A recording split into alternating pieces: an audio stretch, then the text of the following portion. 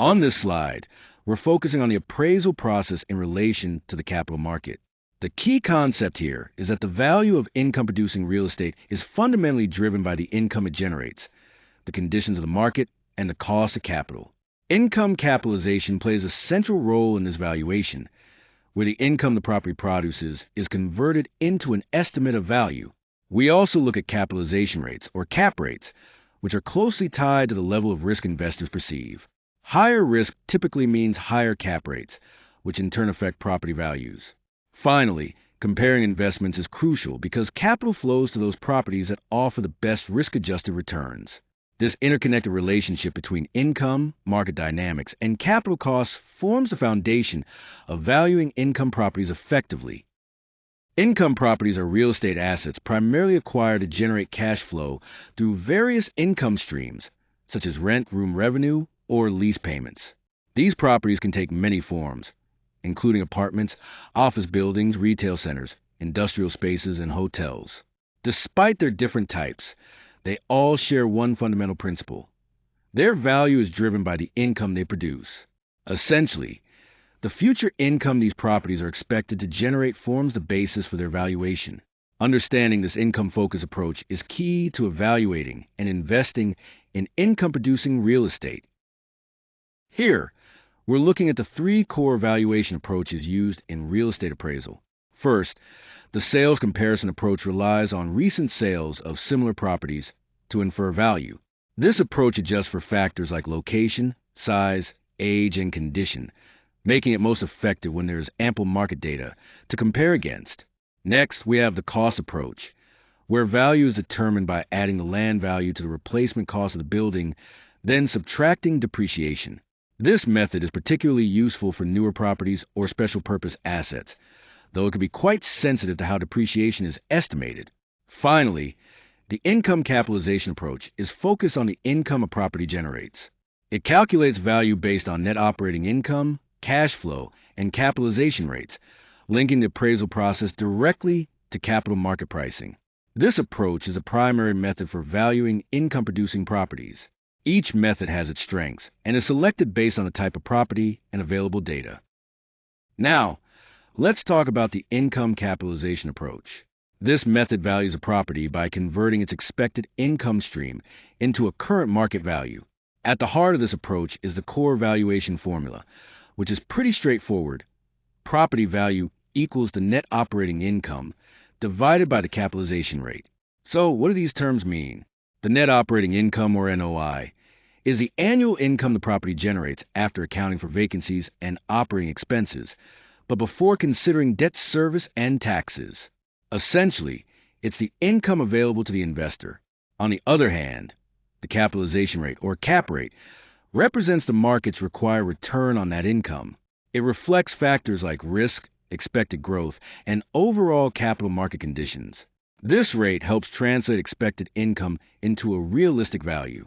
The reason this approach is preferred for income properties is that it directly ties the property's value to its earning power, which is really the core motivation for investors buying these kinds of assets. Essentially, it provides a clear picture of what an investor can expect to earn relative to the property's current market value. Let's talk about net operating income, or NOI, which is a crucial concept in real estate valuation. NOI represents a property's income after accounting for vacancy and operating costs, but before deducting debt service and taxes.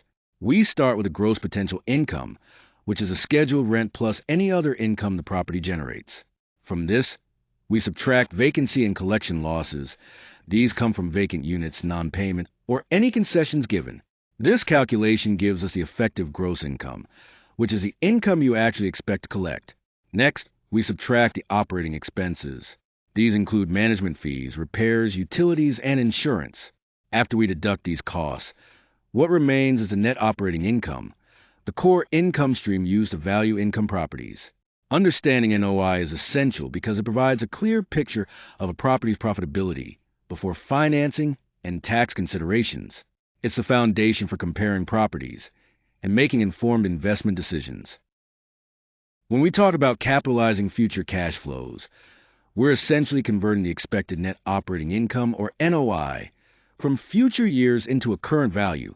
This is done by applying a market-derived capitalization rate to the income stream that investors anticipate the property will generate.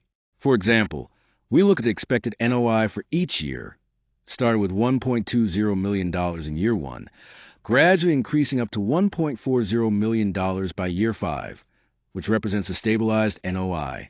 We either use a capitalization rate to quickly estimate value by dividing the NOI by that rate, or we can discount each year's expected cash flow back to its present value to arrive at today's price. This approach helps investors understand the value of an income property based on its potential to produce income over time. Now, let's talk about the capitalization rate, or cap rate for short. This is a fundamental concept in real estate investing that links a property's income to the price investors are willing to pay for it. Specifically, the cap rate is calculated by dividing the net operating income, or NOI, by the property's current value. Essentially, it shows how much annual income you can expect relative to the investment needed to buy the property. It's a quick way to gauge the attractiveness of an investment. Cap rates are influenced by several factors: the income the property generates, the risk associated with that property, and the market's expectations for future growth. That means a higher cap rate generally signals higher risk or less growth potential, while a lower cap rate might indicate a safer or more desirable investment. It's also important to remember that cap rates can vary widely depending on the property type and the conditions of the market. So, when you're evaluating income properties, understand the cap rate gives you a valuable snapshot of their valuation. Let's talk about how cap rates relate to risk in real estate investing.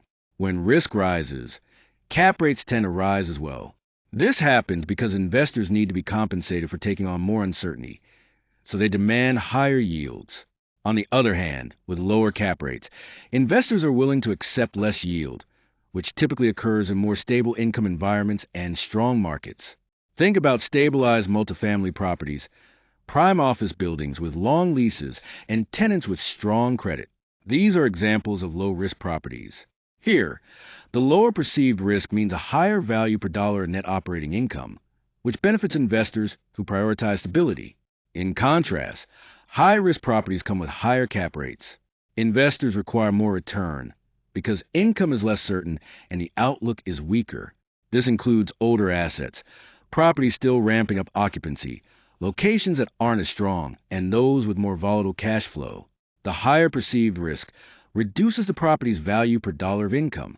Understanding this relationship between risk, cap rates, and property valuation is essential when evaluating income properties. It helps us gauge what kind of yield to expect based on the risk profile of the asset.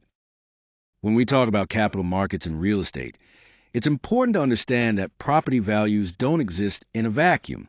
They are influenced by the same forces that affect stocks and bonds. Simply put, when returns in those markets go up or down, the returns investors expect from real estate tend to follow. For instance, if stock returns rise, the bar gets higher for income properties. Investors will demand greater returns to justify the risk of investing in real estate compared to stocks. Similarly, bond yields play a crucial role. They affect discount rates, which influence how we calculate the present value of future income from properties. Bond yields also impact financing costs and set benchmarks for cap rates. Investors are always weighing real estate income and risk against other capital market opportunities. Because of this, cap rates, the measure used to assess property value, don't move by themselves. Instead, they respond to the broader context of money pricing, risk perception, and expected return in the market. Changes in stock performance and bond yields essentially reset investor expectations, affecting how income properties are valued.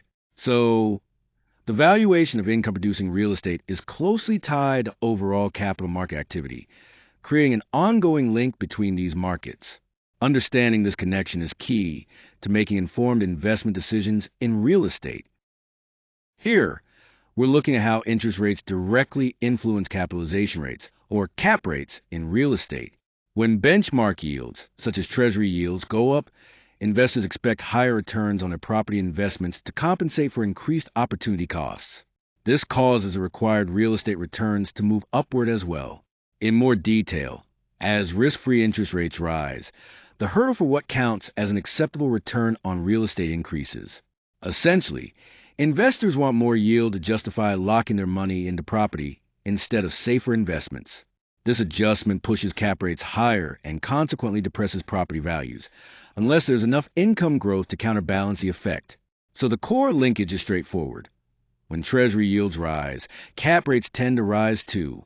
This relationship is fundamental in valuing income-producing properties, as changes in interest rates can significantly reset return expectations and influence asset pricing. Here we see the different risk preferences investors exhibit when valuing income properties, which directly impact cap rates and property values.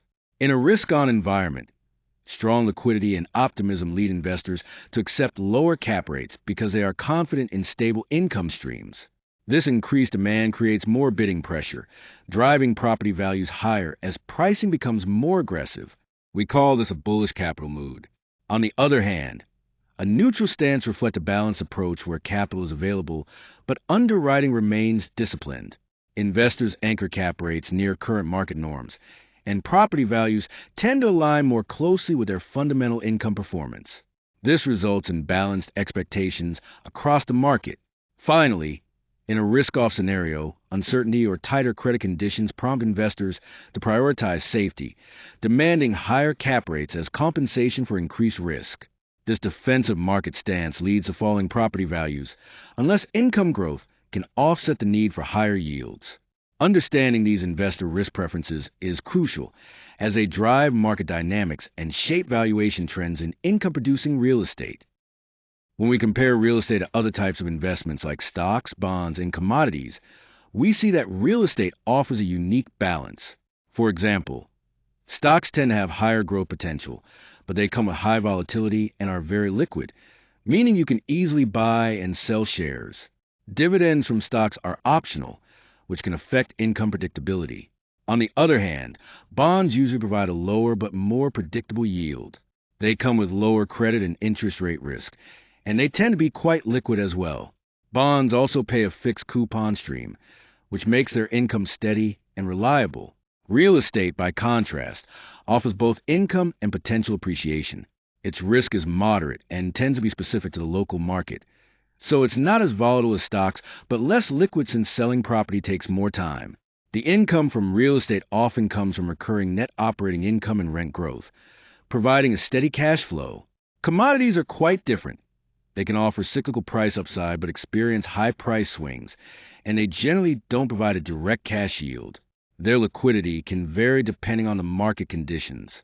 Overall, within a diversified portfolio, real estate serves as a bridge between bonds and equities, balancing income, risk, and liquidity to complement other assets effectively. This positioning makes it an important component for investors seeking both growth and income with moderate volatility. Now, let's dive into the direct capitalization method, which is a straightforward way to estimate the value of an income property. The key idea here is to take 1 year of the property's stabilized net operating income, or NOI, and divide it by a market-supported capitalization rate, commonly called a cap rate. When we say stabilized NOI, it means we should use a consistent, normalized income figure, not a temporary peak or dip, to reflect the property's typical earning power. Next, selecting the cap rate is crucial. We determine this rate based on comparable market sales and investor pricing, ensuring it's grounded in current market conditions. Remember, the relationship between cap rates and value is inverse. If the cap rate goes up, the value goes down for the same income stream. In this example, the stabilized NOI is $1,260,000 annually, and the market cap rate, derived from recent similar transactions, is 6%. Applying the core formula, NOI divided by cap rate, means we divide $1,260,000 by 0.06, which equals $21 million. This quick, market-based appraisal method works best when the property's income is stable and there's reliable market data for cap rates, making a popular approach in real estate valuation. When appraising income properties, the process involves turning various pieces of information, leases, expenses, market data, and investor expectations, into a well-supported estimate of value. First, the appraiser inspects the property carefully, reviewing the rent roll, the physical condition, and how the property positions itself in the competitive market. Next, they analyze the data to estimate the stabilized net operating income, taking into account market rents, expected vacancies, and operating expenses. Finally, the appraiser concludes the process by selecting appropriate capitalization rates and valuation methods that reflect current conditions in the capital markets. Throughout this process, the key is to rely on solid evidence first and use professional judgment second, ensuring the appraisal is both accurate and defensible. This real-world approach is crucial for valuing income-producing properties effectively. Here, we're focusing on market analysis and how it impacts the estimation of net operating income, or NOI. The key takeaway is that projected NOI is only reliable if it truly reflects current market conditions. This means considering realistic rental rates, occupancy levels, and local expense trends. Starting with rental rates, these are anchored by comparable leases in the area, setting a ceiling for what can be earned. If rents are too high compared to similar properties, the projection won't hold up. Next, occupancy rates and vacancy patterns help us understand the stability of the income. For example, if there's a high vacancy rate, it might mean that the income forecasts are overly optimistic or inflated. Expense trends are equally important. Taxes, insurance, payroll, and maintenance costs all reduce the revenue to net operating income. So understanding how these expenses behave locally is crucial. Looking at the market data provided, we see a rent of $28 per square foot, 92% occupancy, and an expense ratio of 38%. These figures are grounded in comparable leases, local vacancy rates, and recent operating benchmarks. Putting this together in the income build, with 20,000 square feet at $28 per square foot, the potential gross income is $560,000. After factoring in a 92% occupancy rate that accounts for vacancy losses, the effective gross income adjusts to about $515,200.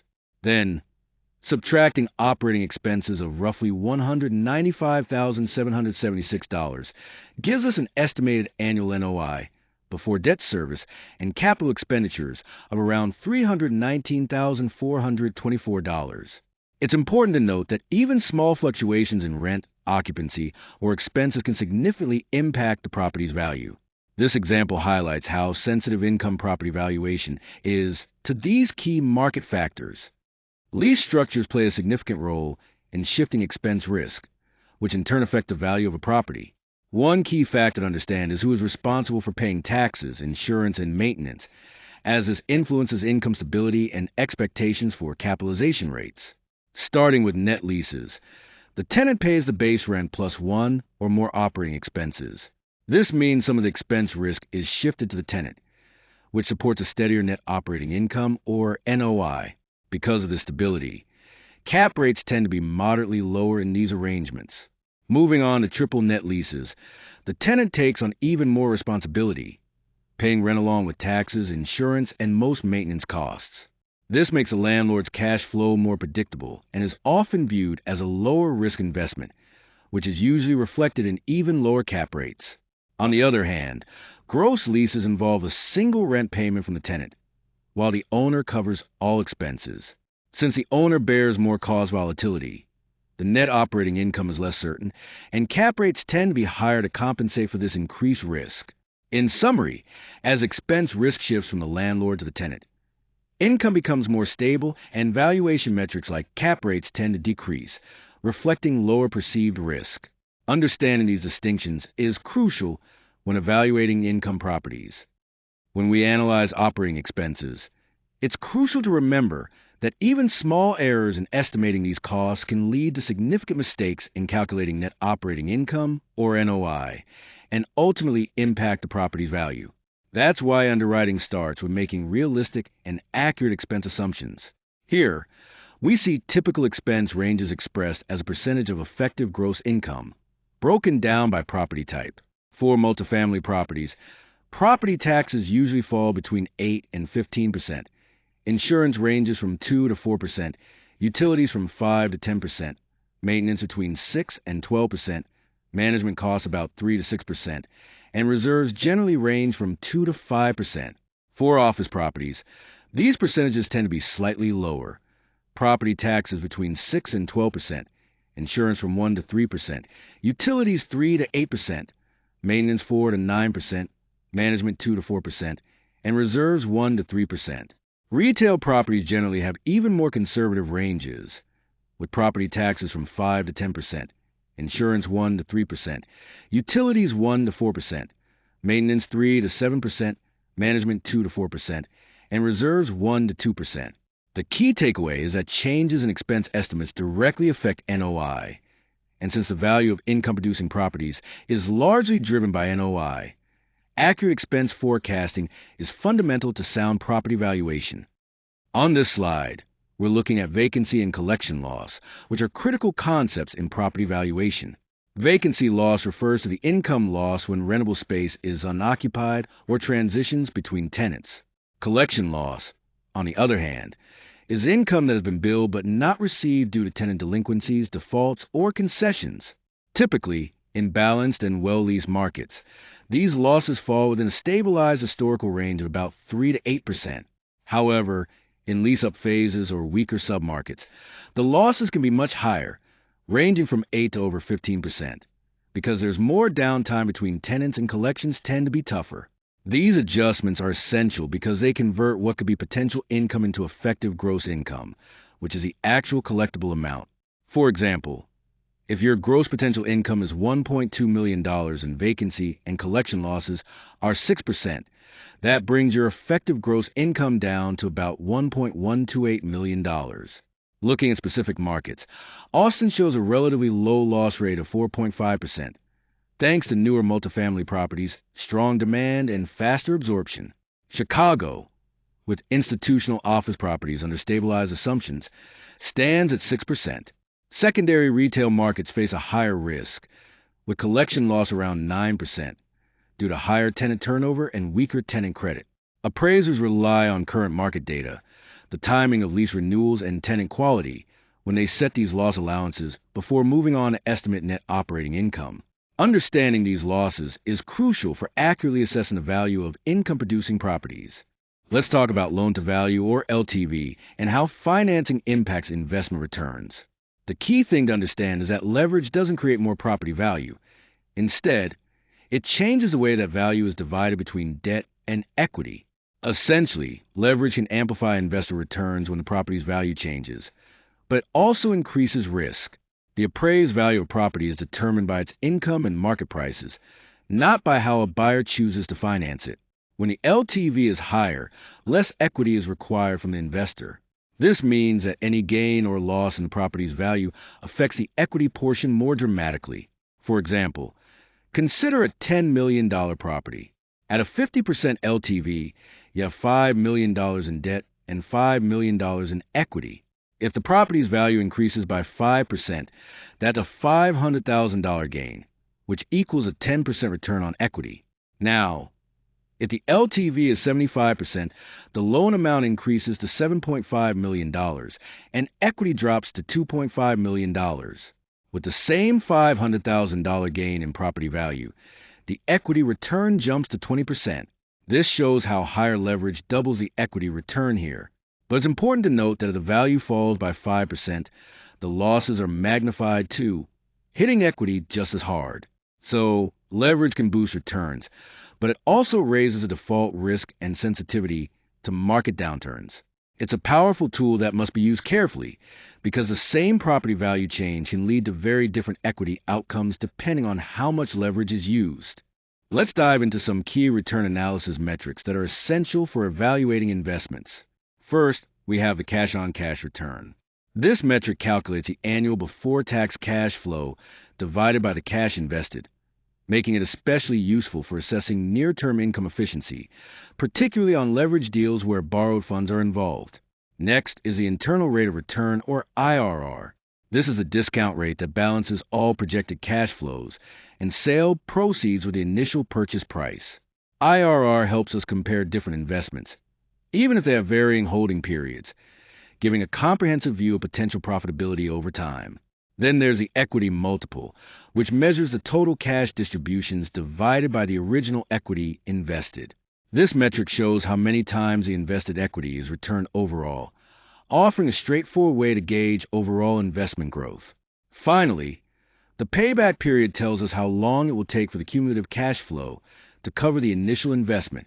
It's particularly helpful for understanding how quickly an investor can recover their money, and it also gives insight into liquidity and potential downside risk.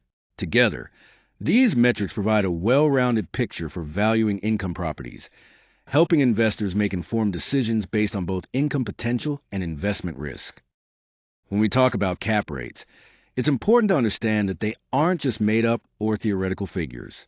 Instead, they are observed directly from the market. Cap rates come from analyzing real sales data, income streams, and the expectations of both lenders and investors.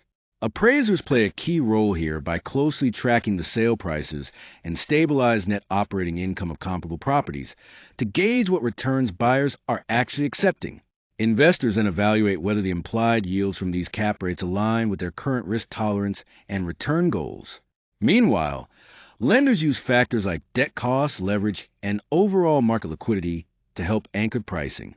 Essentially, the market itself communicates to appraisers the return levels buyers are paying for, and actual transaction data reveals these pricing dynamics. This market-driven approach is fundamental to accurately valuing income-producing properties. As we look at the valuation of income properties, it's important to understand how economic cycles impact property values. These cycles affect both income expectations and the required returns investors seek, and they tend to move together. During the growth phase, cap rates compress, meaning investors are willing to accept lower returns due to positive market sentiment. Occupancy rates increase as demand for space rises, and rents start climbing. This combination leads to net operating income expanding, which accelerates property values. At the peak of the cycle, cap rates are near their lowest point, reflecting high investor confidence. Occupancy remains strong, but rents begin to level off, signaling that further income growth is limited. Property pricing is at its richest here, so the potential for upside gains narrows. Moving into contraction, cap rates widen as investors require higher returns due to increased risk. Occupancy drops, rents soften, and net operating income declines. This combination results in lower property values as yields rise. Finally, during the recovery phase, cap rates stabilize and occupancy starts to rebuild. Rents begin to climb again, and property values recover first through improved market expectations, followed by actual income growth.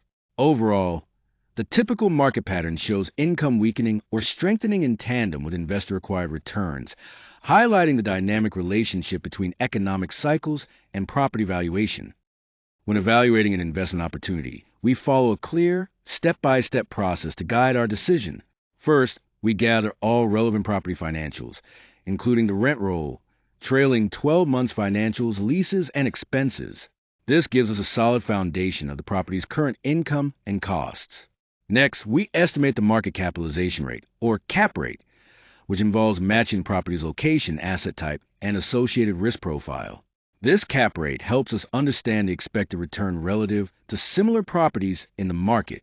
With the cap rate in hand, we calculate the implied value by dividing the net operating income by the cap rate.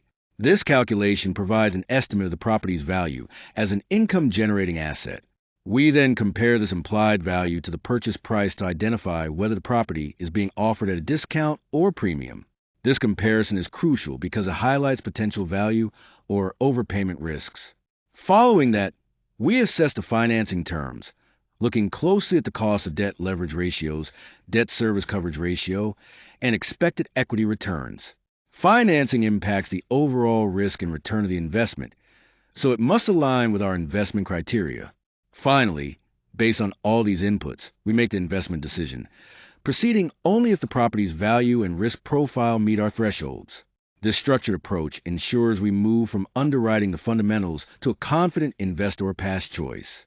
Here, we're comparing real estate and stock market returns, two major types of capital investments that often compete for the same investor dollars. Let's start with real estate. Its current return comes primarily from income yield, which is a cash flow generated from rents after accounting for vacancy and operating costs. In addition to this, there's a growth return, which is the appreciation potential. This value gain happens as the net operating income increases or capitalization rates compress, enhancing the property's overall value. On the other side, the stock market offers current returns largely through dividend yield, which are periodic cash distributions paid out from a company's earnings. Then, similar to real estate, the growth return in stocks comes from capital appreciation, the increase in share prices that can be influenced by factors such as company growth, market sentiment, and interest rates. So essentially, both real estate and stocks provide income and growth components, but through different mechanisms. Understanding these differences helps investors decide how to allocate capital efficiently between these two asset classes. Now, let's dive into the key steps involved in valuing income properties. First, due diligence and appraisal are critical. This means thoroughly examining all aspects of property to ensure its value is accurately assessed. Lease review is another important step, where we carefully analyze all lease agreements to understand the rental income and obligations. Expense verification follows, where we confirm the accuracy of the property's operating expenses to avoid overestimating profitability. Rent roll analysis comes next, providing a detailed look at current tenants, lease terms, and income streams. Property inspection is vital to assess the physical condition and uncover any potential issues that could impact value. We also consider market comparables, which involve comparing similar properties in the area to gauge a fair market value. It's crucial to remember that the property's value depends on verified income, not assumed income. This means we base our valuation on actual, confirmed financial data rather than projections or estimates. All these steps together ensure precise and reliable valuation of income properties. To wrap up, let's focus on the key takeaways from our discussion on valuing income properties. First, income capitalization remains a foundational framework for assessing income-producing real estate. It's essential because it directly links the property's value to its ability to generate income. Next, capitalization rates, or cap rates, play a crucial role. They not only reflect current market conditions, but also incorporate investor expectations about risk.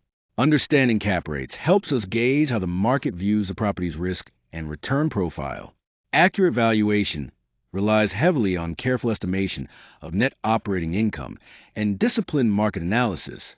Without reliable income forecasts and a strong grasp of market trends, valuations can quickly become unreliable. It's also important to remember that real estate doesn't exist in isolation.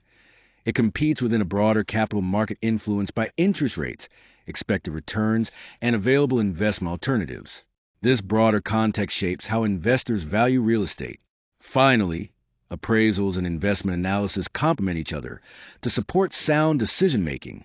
Together, they ensure that valuations are grounded in both market realities and financial fundamentals. Ultimately, value in income properties is earned through consistent cash flow and priced by the market's collective judgment. Keeping these principles in mind will help us make informed, confident investment decisions.